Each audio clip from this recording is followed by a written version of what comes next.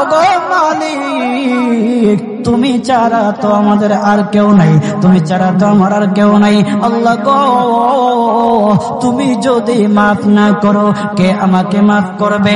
তুমি যদি মাফ না করো কে আমাকে মাফ করবে? তুমি যদি আমাকে মাফ করো তাহলে তোমার কোনো দিকে কমবে না, তুমি যদি আমাকে মাফ না করো তোমার কোনো দিকে বাড়বে না।